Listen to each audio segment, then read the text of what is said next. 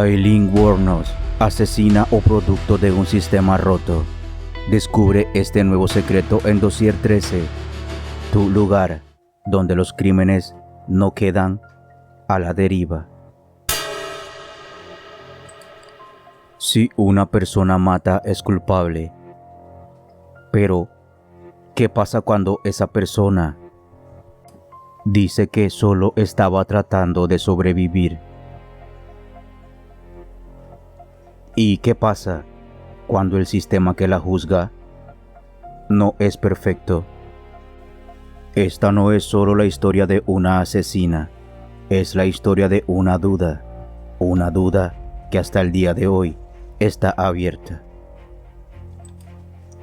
Aileen Carol Wuornos nació el 29 de febrero de 1956 en Rochester, en el estado de Michigan, con el nombre de Aileen Carol Pittman, y es hija de Diane Wuornos, Melanie y Leo Arthur Pittman, su padre, a quien nunca conoció porque era un pederasta que pasó tiempo en hospitales psiquiátricos de Kansas City y Michigan. Se suicidó ahorcándose en el año de 1969, mientras se encontraba cumpliendo una condena. El hermano mayor de Aileen Wuornos, Kate, nació en 1955. Diane se divorció de Pittman menos de 2 años después de haberse casado, pocos meses antes de que su hija naciera. La madre de Aileen la abandonó junto a su hermano en 1960 al cuidado de sus abuelos finlandeses, Lauri y Britta Wuornos. Padres de Diane, Lauri y Britta adoptaron legalmente a los 2 niños y los criaron en Troy, Michigan. Wuornos más tarde afirmó que su abuelo abusó física y sexualmente de ella en su niñez y que su abuela era una adicta al alcohol. Esto está escrito en Lethal Intent, libro escrito por Sue Russell. Se cuenta que Wuornos era azotada con un cinturón por su abuelo a la edad de 12 años. Wuornos y su hermano Kate descubrieron que Lauri y Britta no eran sus padres biológicos. Wuornos afirmó haber tenido múltiples relaciones sexuales a sus 14 años de edad. Aileen Wuornos quedó embarazada a la corta edad de 15 años, tras dar a luz a su hijo en una casa de maternidad en Detroit, el 23 de marzo de 1971. Fue desterrada de su casa y repudiada por su comunidad. El hijo de Aileen fue dado en adopción poco después. Wuornos se vio obligada a refugiarse en un automóvil abandonado en un bosque. Pronto fue enviada a un hogar para madres solteras.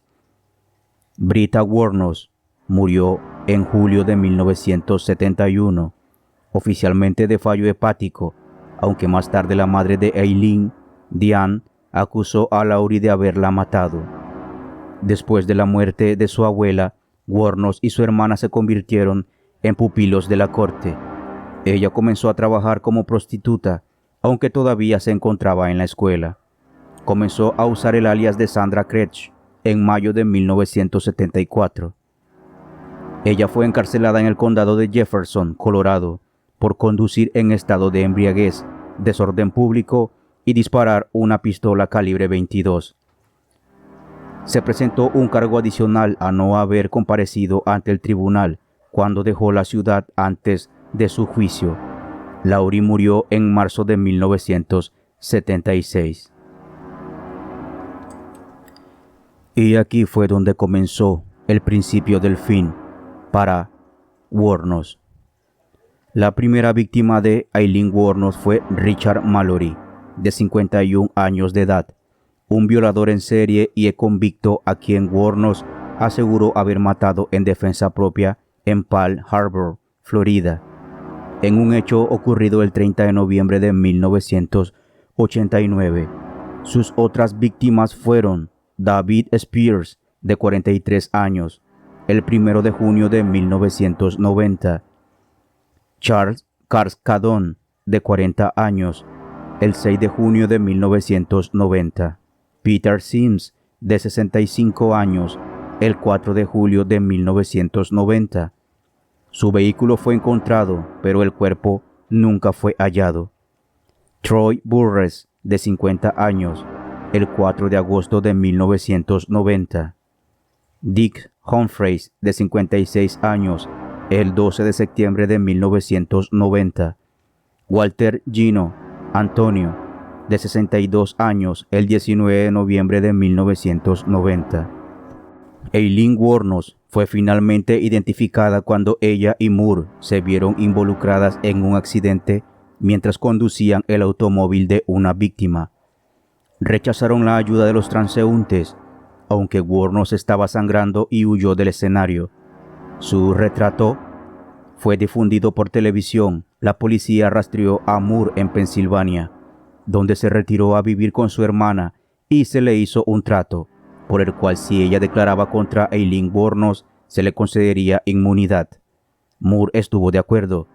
La policía le proporcionó una habitación de hotel en Florida. Desde allí escribió una carta a Aileen Wuornos, que se encontraba en custodia por una violación de libertad. Y después de numerosas llamadas y de que Moore tratara de suicidarse, Wuornos cedió y dijo: «Tú haz lo que tengas que hacer. No dejaré que vayas a la cárcel. Si he de confesar, lo haré». Hizo una confesión completa el 16 de enero de ese mismo año. Aileen Wuornos declaró que el asesinato de Mallory fue en defensa propia, manteniendo que él la había violado. Fue condenada por sus asesinatos en enero de 1992 con la ayuda del testimonio de Moore. Cuando fue declarada culpable del asesinato de Mallory, Aileen Wuornos exclamó a los medios de comunicación: «Fui violada, fui torturada. Tenían el volante, tenían la imagen del volante con los arañazos. Estaba roto. Esa es la prueba de que yo estaba atada al volante. No puedo creer que esto haya sucedido». Mientras tanto, Moore firmó varios libros y contratos cinematográficos vendiendo su historia. En noviembre de 1992, Michael Gillen, reportero de Dateline NBC, descubrió que Mallory había cumplido 10 años por violación en otro estado. El juez se negó a permitir que esto fuera admitido como evidencia en los tribunales, y Aileen Wuornos nunca le fue dado un nuevo juicio. El 31 de marzo de 1992, Aileen Wuornos invocó nolo contendere por los asesinatos de Dick Humphreys, Troy Burress y David Spears, diciendo que quería estar bien con Dios. Durante el juicio fue adoptada por Arlene Prale, después de haber tenido un sueño en el que le dijo que cuidara de Aileen Wuornos. Según Prale, Jesús le dijo que escribiera a Aileen Wuornos, y así lo hizo. Lo que Wuornos no sabía era que Prale estaba pidiendo dinero por las entrevistas, incluso una con Nick Broomfield, quien le pagó $10,000. Parte del dinero fue para el abogado de Wuornos, Steven Glazer, contratado por Prale. La apelación de Aileen Wuornos ante el Tribunal Supremo fue rechazada en 1992. La relación entre Wuornos y Prale no duró. Wuornos empezó a sospechar que Prale solo estaba allí por la publicidad y el dinero. Wuornos dijo a Broomfield en una entrevista que Prale y Glazer incluso lo indicaban formas de suicidarse en la cárcel. También le aconsejaron el nolo contendere, porque Glazer, conocido antes del juicio de Wuornos como doctor legal, era demasiado inexperto para manejar un juicio por asesinato múltiple. En su declaración ante el tribunal, ella dijo: «Quería confesarte que Richard Mallory me violó violentamente, como le he dicho, pero otros no, ellos solo comenzaron». En junio de 1992, se declaró culpable de la muerte de Charles Cascadón y recibió su quinta pena de muerte. En febrero de 1993, se declaró culpable de la muerte de Walter Gino y fue condenada de nuevo a muerte. No se formularon cargos en su contra por el asesinato de Peter Sims, ya que su cuerpo nunca se encontró. Ward nos contó varias historias inconsistentes sobre estos asesinatos. Admitió haber matado a 7 hombres en incidentes separados. Después de su primera sentencia de muerte, Aileen Wuornos a menudo dijo que quería que todo acabara. En el 2001, anunció que no solicitaría ninguna otra apelación contra su sentencia de muerte. Presentó una petición ante la Corte Suprema de Florida por el derecho de despedir a su abogado y detener todas las apelaciones, diciendo que ella había matado a esos hombres. La ejecución de Aileen Wuornos tuvo lugar el 9 de octubre del 2002. Rechazó la última comida, que podría haber sido cualquier cosa que pidiera por debajo de los $20, y en su lugar pidió una taza de café. Sin embargo, el documental de Broomfield dijo que recibió una última comida de KFC de pollo frito y patatas fritas.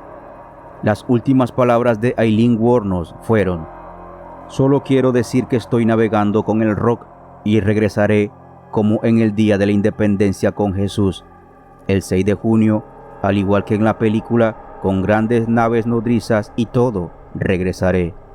Después de su ejecución, el cuerpo de Aileen Wuornos fue incinerado. Sus cenizas fueron enterradas en su ciudad natal de Rochester, en Michigan.